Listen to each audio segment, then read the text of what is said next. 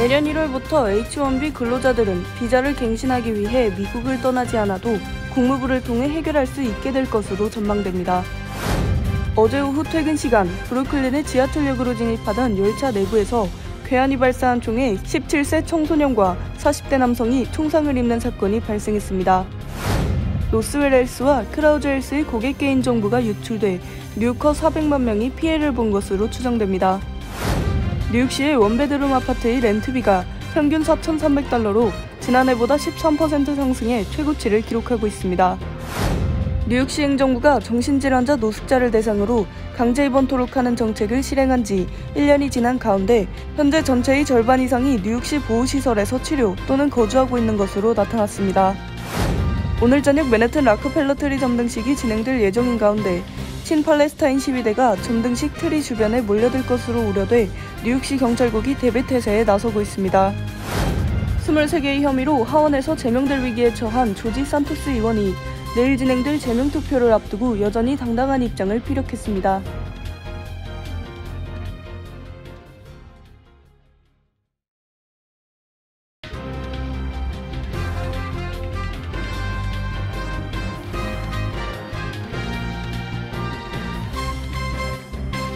여러분 안녕하십니까? KBTV 뉴스9 이창원입니다. 내년 1월부터 전문직 취업 비자 H-1B를 가진 외국인이 비자를 갱신할 땐 본국의 미국 대사관을 찾지 않아도 됩니다. 많은 한인들도 미국 내에서 비자 갱신이 가능해 큰 도움이 될 것으로 전망됩니다. 첫 번째 소식 전장 기자가 전해드립니다. 줄리 스타프트 국무부 비자 담당 부차관보는 브리핑에서 H-1B 근로자를 위한 비자 갱신 파일럿 프로그램이 1월부터 시작된다며 다음 비자를 신청하거나 비자를 갱신하기 위해 미국을 떠나지 않아도 되며 국무부에 비자를 보내 갱신할 수 있다고 밝혔습니다. 국무부는 우선 H-1B 2만 개 한에 시범 적용한 뒤 적용 범위를 넓힐 계획입니다. 국무부는 비자 신청을 효율적으로 처리하기 위해 과거에 미국을 방문한 적이 있는 사람이 특정 조건을 충족하면 비자 인터뷰를 면제해주는 제도를 내년에도 유지한다고 밝혔습니다. 직전 해에도 비이민 비자를 발급받은 이들 중 절반가량이 인터뷰를 면제받았습니다. 국무부는 2022-2023 회계연도에 1,000만 개가 넘는 비이민 비자를 발급했고 역대 최다 수준의 비자를 발급했다고 밝혔습니다. 이 중 비즈니스, 관광을 위한 방문 비자 발급만 약 800만 건에 달하는 것으로 보입니다. 비이민 비자는 2014년에서 2015 회계연도 1,089만 1,745건이 발급돼 역대 최고 수준을 기록한 이후 점차 감소하다 팬데믹 충격으로 2020-2021 회계연도에 약 279만 건이 발급됐고 2021-2022 회계연도에는 약 682만 건이 발급됐습니다. 국무부는 또 여권에 부착하는 종이 비자 대신 디지털 비자를 도입하는 방안도 시범 사업을 추진하고 있습니다. 스타프트 부차관보는 미국을 처음 방문하는 외국인이 비자 인터뷰를 기다리는 시간을 줄이려고 노력하고 있으며 일부 지역을 제외하고는 대기 시간이 줄었다고 밝혔습니다. KBTV 뉴스 전상입니다. 퇴근 시간에 뉴 브루클린의 한 지하철역으로 진입하던 열차 내부에서 17세 청소년과 40대 남성이 괴한으로부터 피격을 당하는 사건이 발생했습니다. 다행히 피해자들이 생명에는 지장이 없다고 경찰은 밝혔습니다. 정지원 기자가 전해드립니다. 경찰에 따르면 충격 사건은 어제 오후 5시 30분께 뉴욕 지하철 렐프 애비뉴역으로 진입하던 북행시 열차 안에서 발생했습니다. 괴한이 발사한 총에 17세 청소년과 40대 남성이 각각 오른손과 왼발에 총상을 입었으며 맨해튼과 브루클린에 있는 병원으로 옮겨져 현재 두 사람은 모두 안정적인 상태로 전해졌습니다. 경찰은 사건 현장에서 도주한 용의자와 피해자들이 서로 아는 사이인지는 불분명하며 용의자가 아직 체포되지 않았다며 범행 동기 등에 대한 수사가 진행되고 있다고 설명했습니다. 사건 발생 후 현장 조사가 2시간가량 이어지는 동안 메트로폴리탄 교통국은 해당 노선을 브로드웨이 정크션역과 호이셔머 혼스트리트역 사이에서 급행으로 운행하도록 변경했습니다. 뉴욕 경찰청 자료에 따르면 코로나19 팬데믹 기간 급등했던 뉴욕시 총격 사건은 지난해 이후 감소세로 돌아섰습니다. 11월 26일 기준 올 한 해 뉴욕에서 발생한 총격 사건은 지난해 같은 기간보다 25% 하락했습니다. 또 충격 피해자는 약 28% 감소했습니다. 올해 뉴욕 대중교통에서 발생한 총격 사건은 5건으로 지난해 9건보다 적었습니다. 그러나 뉴욕타임즈는 지난해 휴일 Q 열차에서 48세 남자가 괴한의 충격으로 사망하고 출퇴근 시간대 N열차에서 총기 난사 사건이 발생하는 등 강력범죄가 이어지며 지하철이 안전한지 의문을 제기하도록 만들었다고 보도했습니다. KBTV 뉴스 정지원입니다. 뉴욕주 최대 의료 네트워크인 노스웰 헬스 등의 데이터가 유출됐습니다. 검찰은 뉴요커 400만 명이 피해를 본 것으로 보인다며 주민들의 신원 도용 방지를 위한 조처를 할 것을 당부했습니다. 전상 기자가 전해드립니다. 레티샤 제임스 뉴욕주 검찰총장은 네바다 기반 의료 기록 회사인 PJNA의 데이터가 공격을 받아 이 회사에서 관리하던 놀스웰 헬스와 크라우스 헬스 고객의 개인정보가 유출됐다고 밝혔습니다. PJNA는 환자 기록 보관, 처방전 제공 서비스와 놀스웰 헬스에는 놀쇼 대학병원 등 21개 병원이 포함되며 크라우즈 헬스는 시러큐스를 기반으로 뉴욕주 내 15개 카운티를 관할하는 의료 네트워크입니다. 피해자는 뉴욕시와 시러큐스에서만 400만 명이고 전국적으로 900만 명에 달합니다. 유출 정도는 개인에 따라 다르지만 이름과 소셜 시큐리티 넘버, 생년월일, 주소, 진료 번호, 병원 계좌번호, 진단일 등이 포함된 것으로 나타났습니다. PJNA와 놀스웰 헬스, 크라우즈 헬스는 유출 피해자 대부분에게 피해 사실을 개별적으로 통지했다고 밝혔습니다. 제임스 총장은 추가 피해를 막기 위한 조치들을 취할 것을 당부했습니다. 먼저 새로운 계좌가 개설되거나 대규모 구매가 이루어졌는지 크레딧을 확인할 것을 조언했습니다. 또 명의를 도용해 새로운 계좌를 개설하는 걸 막기 위해 크레딧 동결도 고려해 볼 수 있다고 전했습니다. 에퀴팩스, 엑스피리언, 트랜스유니온 등의 조사기관에서 신청할 수 있습니다. 이들 조사기관에 사기 경보 역시 신청할 수 있습니다. 아울러 의료 기록 사본을 요청해 오류가 있는지를 검토하고 이용하지 않은 서비스에 대한 청구가 있을 경우 이의 제기할 것을 권고했습니다. 사기가 의심되는 경우 보험사에 알려 관련 프로토콜을 따라야 합니다. 제임스 총장은 신원 도용은 개인정보를 이용한 금전적 피해가 발생할 수 있는 심각한 문제라며 피해를 본 뉴요커 모두가 위의 방법을 따를 것을 촉구한다고 말했습니다. KBTV 뉴스 전상입니다. 뉴욕시의 렌트비가 현재 최고치를 기록하고 있습니다.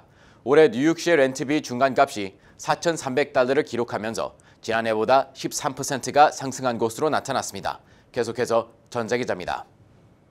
국내 다른 주요 도시들이 한 달에 걸쳐 약 0.4% 정도의 렌트비 하락세를 보이고 있는 반면 뉴욕, 저지시티, 보스턴 등 동부 지역들은 계속해서 상승세를 보이고 있습니다.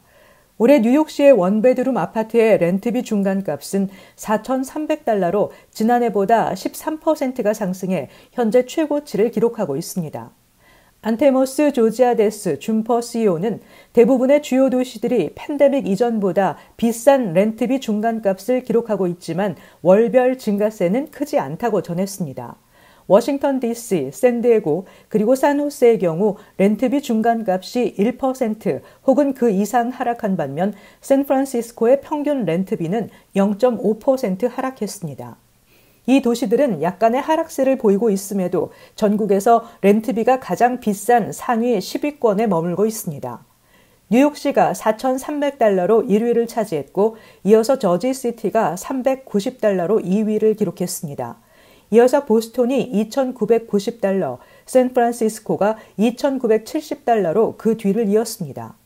산호세는 $2,480로 6위를 기록했고 로스앤젤레스는 $2,380로 7위, 워싱턴 DC가 $2,330로 뒤를 이었습니다. 한편 뉴욕시의 렌트비는 계속해서 최고치를 기록하고 있는 가운데 일부 세입자들은 난방과 수도가 제대로 작동하지 않아 불편을 겪는 일이 자주 발생하고 있다는 지적입니다. 이에 대해 임대인 측은 도시 배관의 낙후 문제를 지적했으며 뉴욕시의 담당 부서는 해당 건물의 시설 낙후를 주장하고 있습니다. 비싼 렌트비를 지불하고도 기본적인 시설이 보장되지 못하는 경우가 발생하는 등 뉴욕 시민들의 불만이 커지면서 탈뉴욕 현상도 이어지고 있습니다. 팬데믹 이후 나타난 탈뉴욕 현상이 지속되면서 뉴욕주는 총 소득이 급감했고 지난 3월 기준 실업률은 5.4%를 기록하기도 했습니다. 반면 플로리다의 경우 고용이 4.5% 증가했는데 이는 뉴욕을 벗어나는 사람들이 대체로 플로리다로 이주하고 있기 때문으로 분석됩니다.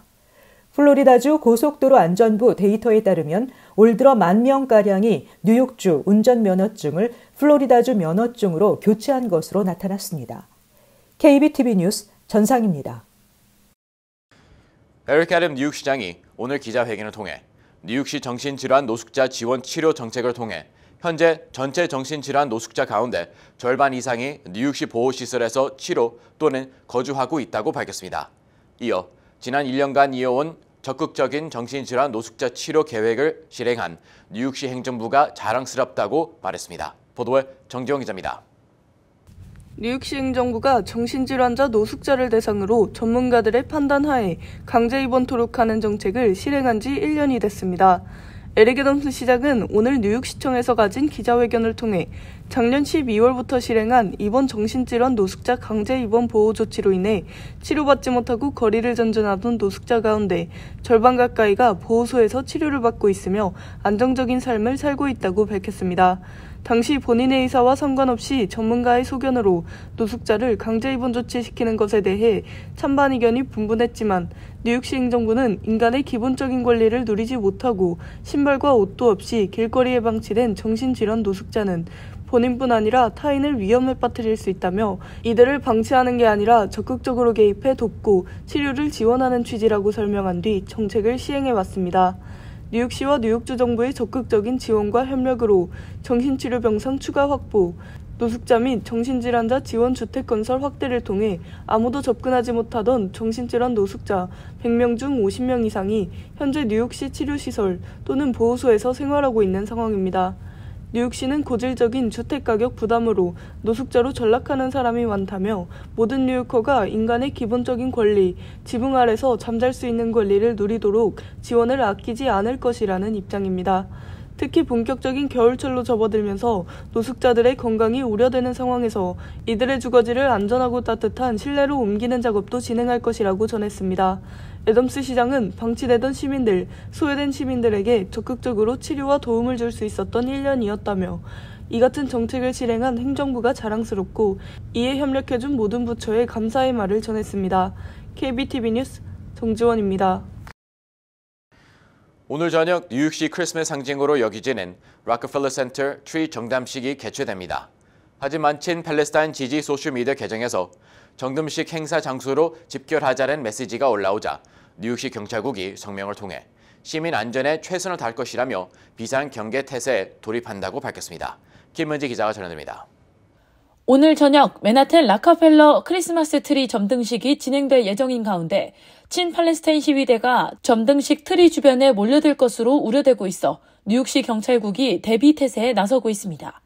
뉴욕시경은 오늘 성명을 통해 인스타그램 팔로워가 31만 5천 명에 달하는 히든 팔레스타인 계정과 팔로워 13만 7천 명을 거느린 Within Our Lifetime 계정에 오늘 저녁 6시 가자를 위해 트리 점등식이 열리는 락커펠러 센터에서 집결하자는 피드가 올라왔습니다.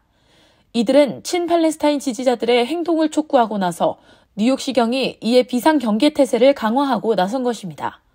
지난주 추수감사절 당일 맨해튼에서 진행된 메이시스 퍼레이드에서도 친팔레스타인 시위대 30여 명이 경찰의 바리케이드를 뚫고 난입하고 뉴욕 공립도서관 기물을 파손하며 이들 중 4명이 경찰에 체포된 바 있습니다. 뉴욕시경은 그 어떠한 폭력 사태, 폭동 사태도 용납하지 않을 것이라며 군중이 몰리는 행사인 만큼 안전을 최우선으로 경계태세에 나선다는 방침입니다. 올해로 91번째를 맞는 락커펠러 트리 점등식은 오늘 오후 7시부터 시작됐으며 트리 점등은 밤 10시에 진행될 예정으로 락커펠러 센터의 상징인 대형 트리 앞에서 공연이 펼쳐지며 NBC 방송 등을 통해 생중계됩니다. 락커펠러 트리는 내년 1월 13일까지 매일 새벽 5시부터 자정까지 밝혀지며 크리스마스에는 24시간 동안 불을 밝히며 연말연시 겨울을 한층 밝게 빛낼 예정입니다. KBTV 뉴스 김은지입니다. 경력과 이력을 속였을 뿐 아니라 선거 자금을 횡령해 자신의 명품 구매, 피부 관리에 사용해온 뉴욕 3선거구 공화당 조지 산토스 의원 제명 투표가 내일 진행됩니다.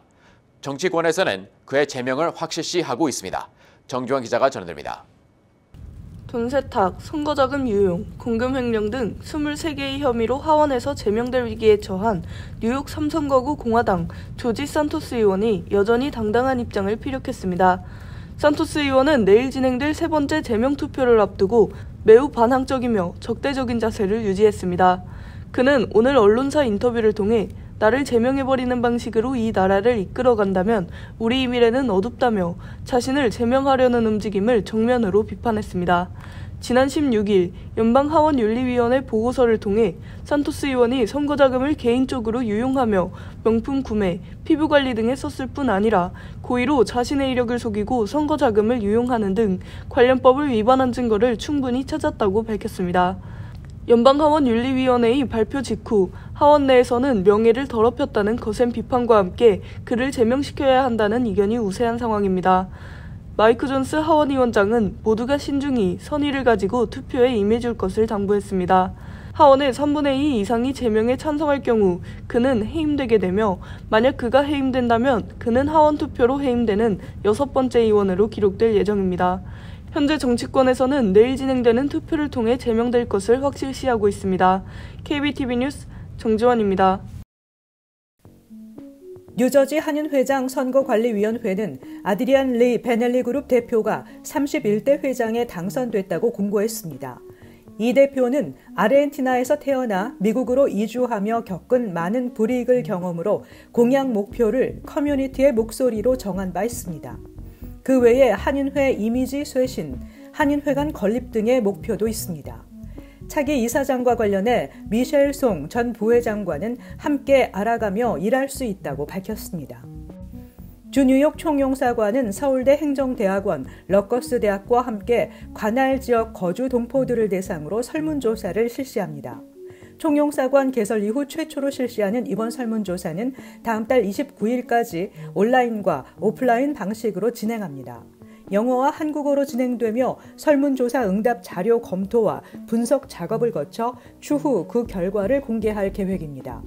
설문조사 항목은 동포 사회에 대한 생각, 한국에 대한 관심과 이해의 정도, 차세대 동포의 한인 정체성, 재외동포 정책과 제도에 대한 의견, 미국 내 한국에 대한 인식 평가 등으로 구성됐습니다. 대형 유통업체들의 소비 둔화 경고에도 불구하고 추수감사절 연휴에 할인 행사 기간 역대 최대로 많은 소비자들이 지갑을 연 것으로 나타났습니다. 평균 20에서 30%대의 파격 할인 혜택으로 고객이 몰리면서 온라인 쇼핑몰의 매출은 크게 늘었지만 소비자 1인당 지출액은 오히려 작년보다 줄었다는 분석도 나왔습니다. 추수감사절 당일부터 사이버 먼데이까지 5일간의 온라인 매출액은 총 380억 달러로 이는 사상 최고치이며 어도비의 전망치를 웃돌았습니다. 아마존도 구체적인 매출 수치는 공개하지 않았지만 이달 17일부터 사이버 먼데이까지 11일 동안 매출이 같은 기간 기준 역대 최대를 기록했으며 전 세계 소비자들이 이 기간 10억 개 이상의 상품을 구매했다고 밝혔습니다. 뉴욕시가 연말 할러데이 시즌을 맞아 교통정체경보의 날을 지정하고 시민들에게 대중교통 이용을 당부하고 나섰습니다. 교통국에 따르면 12월 중에 지정된 교통정체경보의 날은 1일, 5일에서 8일, 12일에서 15일 등입니다. 아나디스 로드리게스 뉴욕시 교통국장은 교통정체경보의 날을 참고해 해당 일에는 차량 정체 구간이 심한 지역에 갇혀 시간을 소모하기보다 대중교통이나 자전거 이용을 통해 시간을 절약하는 방법을 선택하길 바란다고 조언했습니다. 뉴욕시는 지난 1980년부터 매년 교통정체경보의 날을 지정하고 지정일에는 평소보다 약 5%의 교통량 감소 효과를 보이고 있습니다. 잠시 후 커뮤니티 브리핑을 전해드립니다.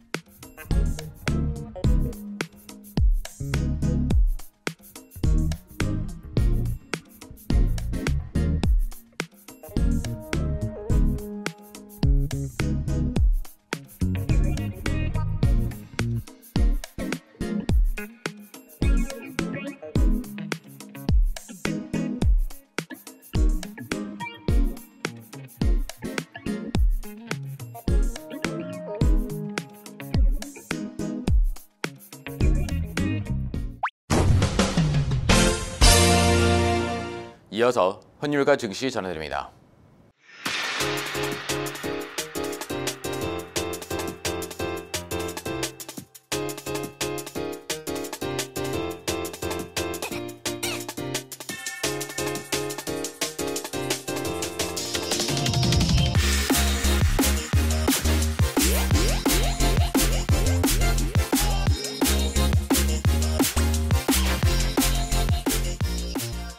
잠시 후 뉴욕과 뉴저지 날씨 전해드립니다.